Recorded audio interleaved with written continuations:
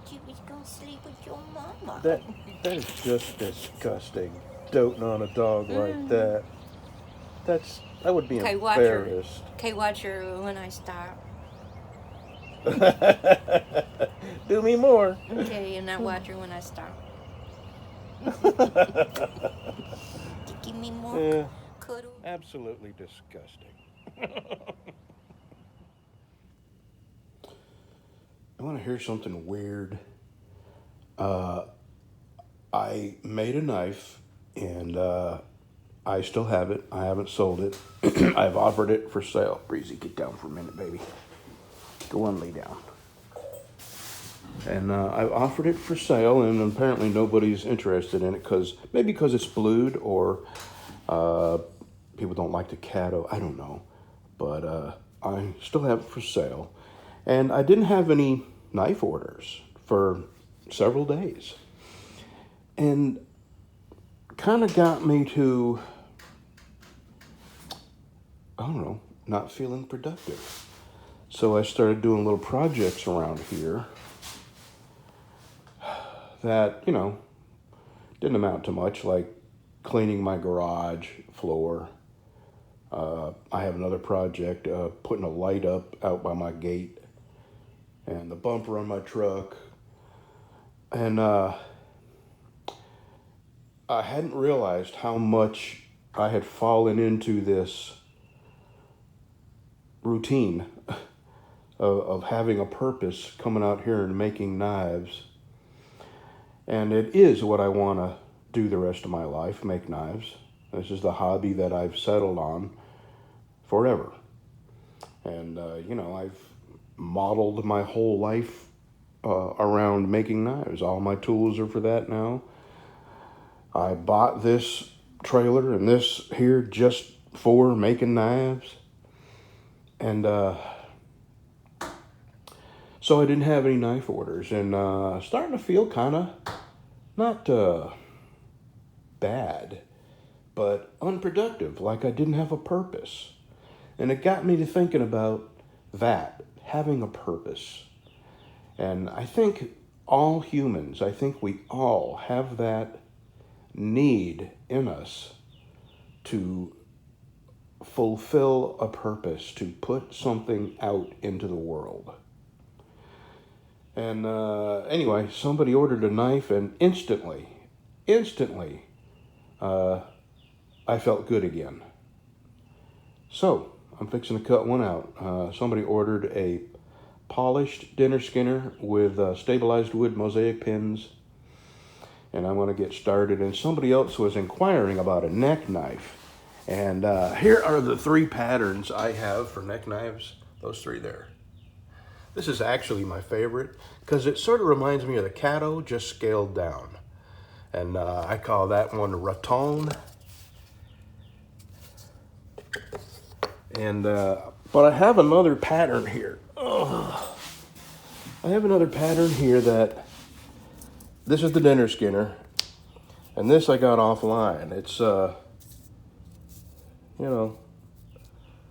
not quite a quarter of the size smaller than a dinner skinner, and I told the gentleman that I could scale the dinner skinner down, but I have a pattern for a neck knife that I haven't used yet, so I may go ahead and cut this out and then put it on a piece of plywood as a pattern and start making a few of these, because I do like the neck knives, and I know they do fill a special niche that some people like, bushcrafters or people my size who don't wear belts because of their girthiness.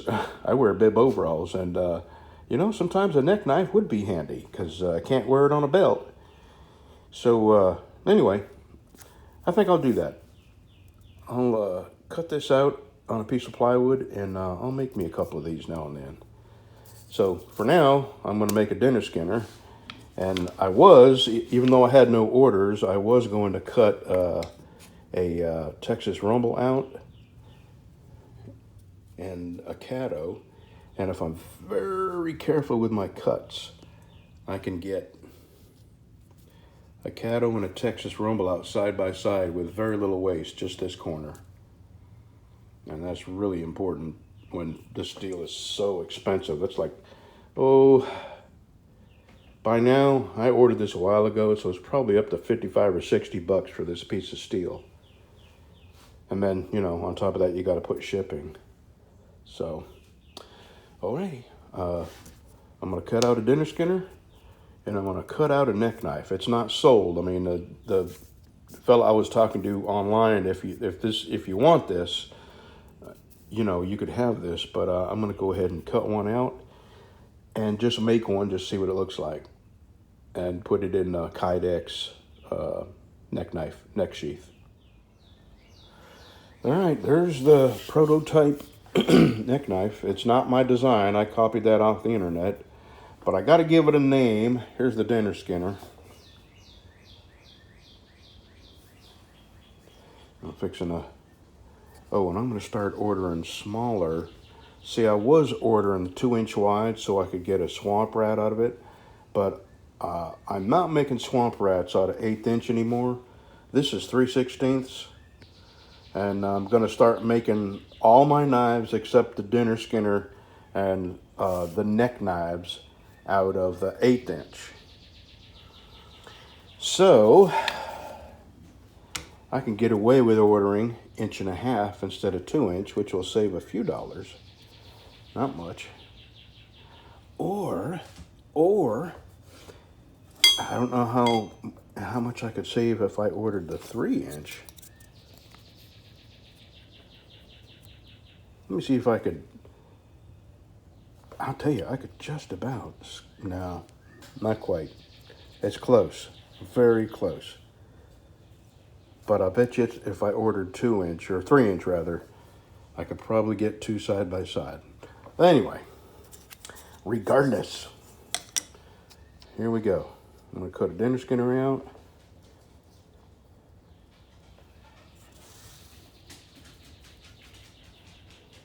And a neck knife. If you have a cool name for that, let me know. Okay, let's get started.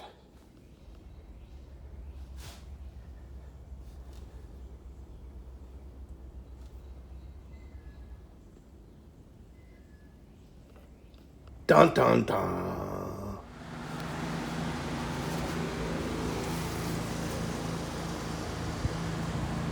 Yeah, that's pulling that little trailer just fine. She said it was driving a tank.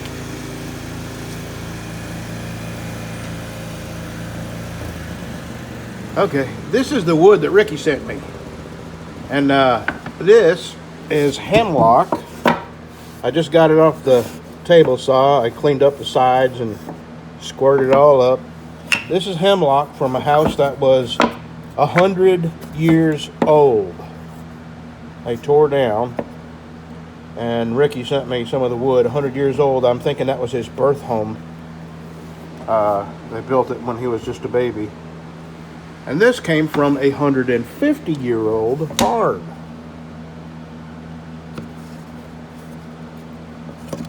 This is red oak, and I trimmed all the old off of it. About time to replace that blade, no doubt about it. I was trying to squeeze as many cuttings as I could out of that blade because I'm cheap. So that is some beautiful wood. That is some really beautiful wood. And being able to tell people that came from a 150-year-old barn, that's almost as good as the story I have about the walnut that me and Dwayne cut up, and we found musket balls in it, and it was 130 years old, and I still have a ton of that. I got it everywhere. I got that walnut everywhere. Up here, in there. Do I have any under here? I don't think so. No. Anyway, yeah, I still got some big pieces. Oh, I sent some of that walnut out to have it stabilized. I know I don't need to, but I wanted it stabilized because I just want to be able to buff it real shiny with the pins. Boy, when you buff that walnut and the brass pins are all shining like like new money. And this is my spalted Osage orange. It's drying pretty good. I did see a crack there, a little crack there, but otherwise, here's a crack. But otherwise, it's drying pretty good. And when I come in here, what I do is turn it. See, some of the water's leaking out the bottom.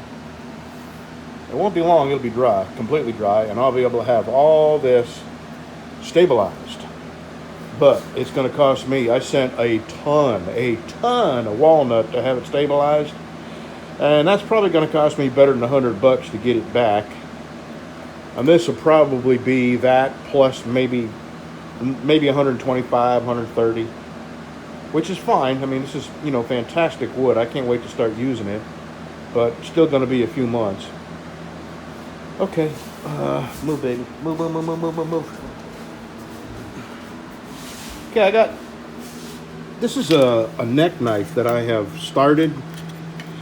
Nobody's asked for this. So I did have somebody express an interest in a neck knife, and I thought, you know what, well, I think I already did a little clip of that. This is not my design, and I don't know what to call it. Tex knife? I don't know. Tex neck?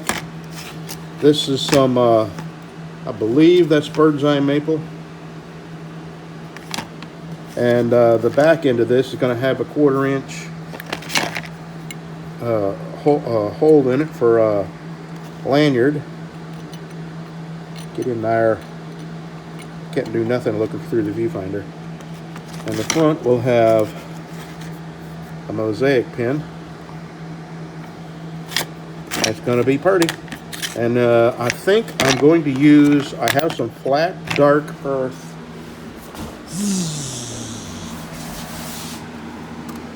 Some flat dark earth kydex. And I think that's what I'm going to make the sheath out of. I also have olive drab. So if anybody wants this before I get to this part, let me know. I can I have black. I can use olive drab or flat dark earth. Okay. I think, here's Don's knife. He wanted spalted tamarind. This is stabilized. This is the stuff that I bought thinking it was stabilized, and it wasn't. And this is a soft wood until you have it stabilized. So that's what his knife is going to look like. Pretty. With mosaic pins.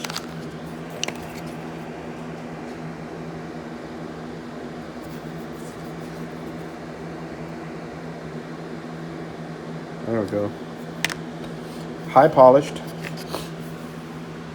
Okay, that's it for today. It's in the afternoon, and I'm going to go sit on my front porch and watch the sun go down. Oh yeah, if you order a knife from me and I ask for a lot of information, and the reason is I tend to lose stuff if I don't write it down. So I write your name, your email address, your shipping address, and I really like to have your phone number so I can text you pictures or ask you questions. Like this morning, I picked out some wood I thought would be nice, and I laid them on the table, and I sent this gentleman some pictures, and I asked him which one he would prefer, and he chose these.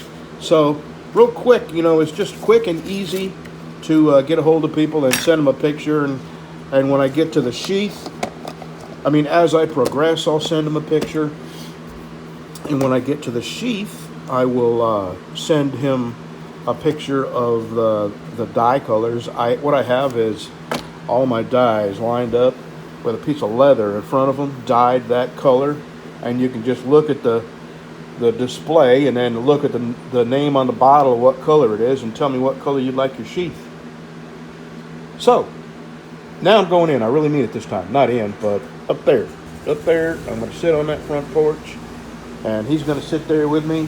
I'm going to drink me a soda, maybe a cup of coffee. I don't know. Hadn't decided. But see you tomorrow.